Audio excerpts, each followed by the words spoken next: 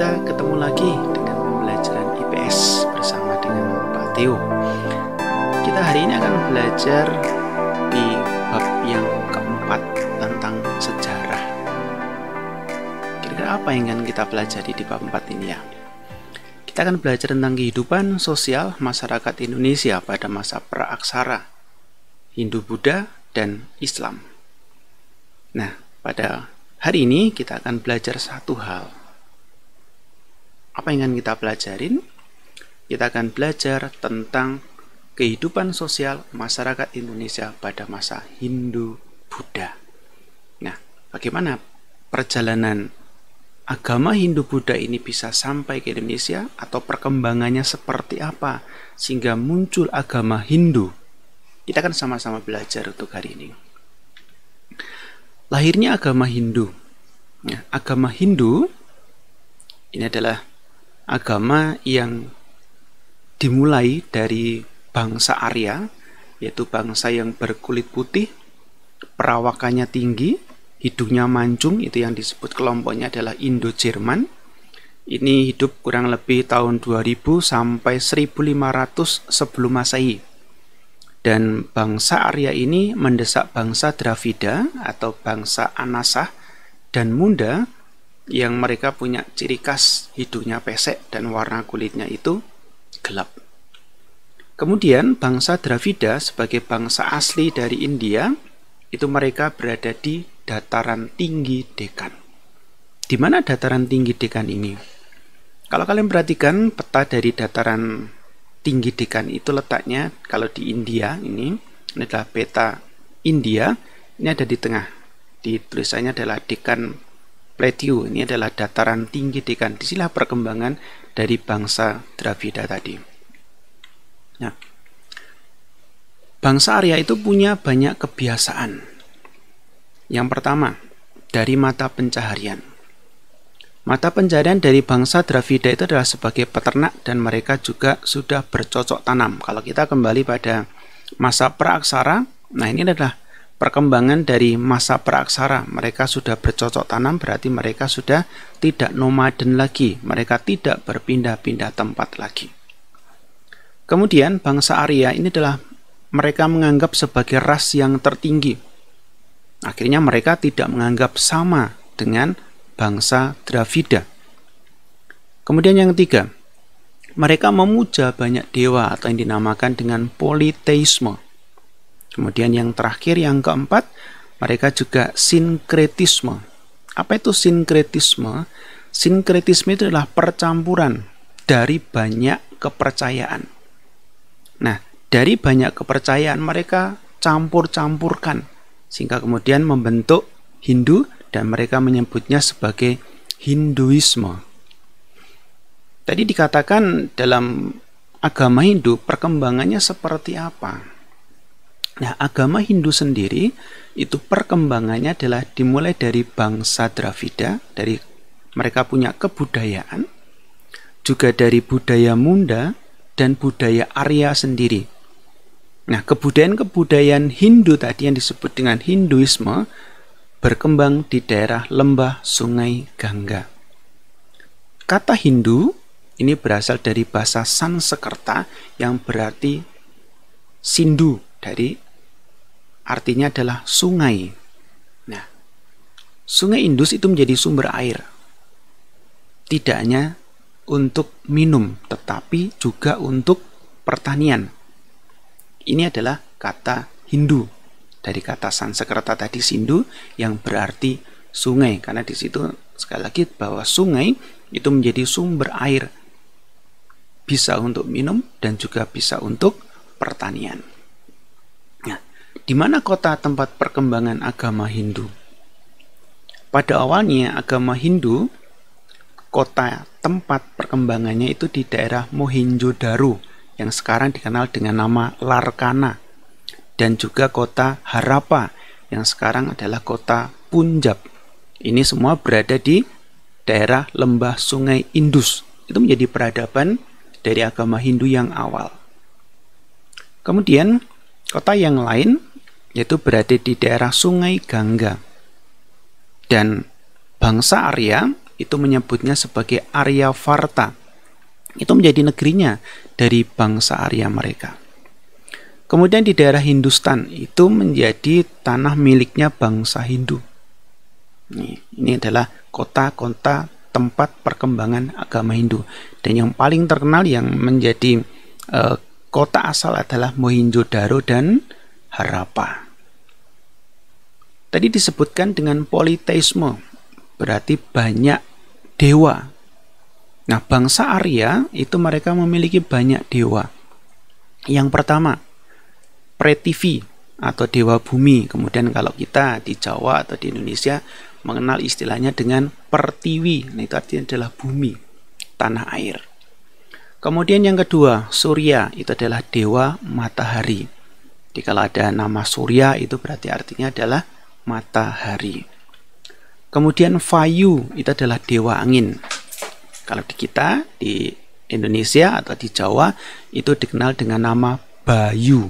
Nah, itu artinya adalah angin. Kemudian yang keempat adalah Varuna atau dewa laut, yang juga dikenal dengan istilahnya adalah Baruna. Kemudian yang kelima, Agni atau yang disebut dengan dewa api. Itulah politeisme dari bangsa Arya. Nah, dalam perkembangannya, politeisme kemudian menjadi trimurti. Tri artinya adalah tiga, murti adalah dewa, maka disebut sebagai trimurti. Dalam ajaran Hindu itu ada tiga dewa utama.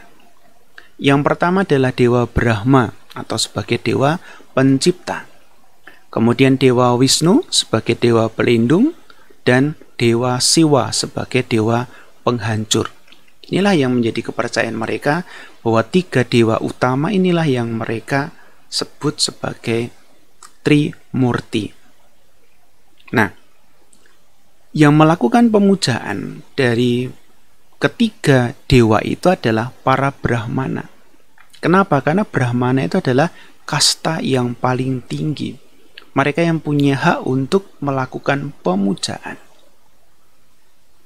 Para Brahmana itu mereka membaca dalam kitab tulisan-tulisan yang dinamakan dengan kitab Weda. Nah, kitab Weda itu sebetulnya adalah pengetahuan tentang agama. Dalam ajaran Hindu itu terdapat dalam pokok-pokoknya itu dalam 4 kitab. Kitab yang pertama adalah kitab Rig Weda. Itu adalah sebagai kitab tertua. Ini dimulai pada tahun kurang lebih 1300 sampai dengan 1000 sebelum Masehi. Ini adalah isinya tentang syair-syair pujian kepada para dewa. Kemudian yang kedua, Yajurweda, itu berisi tentang pedoman pengorbanan atau sesajian terhadap para dewa. Jadi apa yang boleh dikorbankan, apa yang disajikan pada para dewa, itu ada di dalam Yajurweda. Kemudian yang ketiga, ada Samaweda. Samaweda itu berisi tentang nyanyian pemujaan, berisi tentang mazmur-mazmur, tentang pujian-pujian untuk para dewa. Kemudian yang keempat, Atharva Weda. Ini berisi tentang kumpulan mantra-mantra gaib dan juga ada doa penyembuhan penyakit. Jadi dalam pokok ajaran Hindu itulah 4 kitab utama. Dalam kitab Weda itu juga ada kitab yang lain yang juga digunakan. Yang pertama ada kitab Brahmanas. Itu berupa pedoman tentang ritual keagamaan bagi para Brahmana. Jadi bagaimana para Brahmana itu melakukan ritual, itu ada di dalam Brahmanas. Kemudian ada kitab Upanishad, itu berisi tentang khotbah-khotbah gaib. Bagaimana menghindarkan diri dari samsara. Samsara itu adalah sengsara, kecelakaan dan segala macamnya. Itu ada di dalam Upanishad. Kemudian ada kitab Aranyakas. Ini adalah kitab untuk para pertapa. Sehingga mereka kalau bertapa itu harus seperti apa, aturan-aturannya seperti apa, itu sudah diatur dalam kitab Aranyakas. Kemudian ada kitab Nah, kitab itu adalah kitab yang berisi tentang simbol dari agama Hindu. Dan jika simbol tersebut diucapkan secara sangat sakral, itu sama dengan berdoa. Nah, itu dari kitab selain dari Weda tadi. Dalam agama Hindu, masyarakatnya itu dibagi dalam kasta. Kasta itu artinya adalah pemurnian. Ya, pemurnian. Ada 4 kasta yang dinamakan dengan catur wangsa atau catur warna. Yang pertama adalah kaum Brahmana, yaitu berisi tentang soal kehidupan keagamaan. Dia mengupas tentang bagaimana kehidupan keagamaan. Itu adalah tugasnya dari kaum Brahmana. Kemudian kasta kesatria. Mereka tugasnya adalah menjalankan pemerintahan, mempertahankan negara. Kesatria. Kemudian yang keempat ada kasta waisya. Ini adalah kumpulan dari para pedagang, petani, dan juga yang beternak. Kemudian yang keempat ada kasta sudra. Itu melakukan pekerjaan-pekerjaan kasar seperti para budak.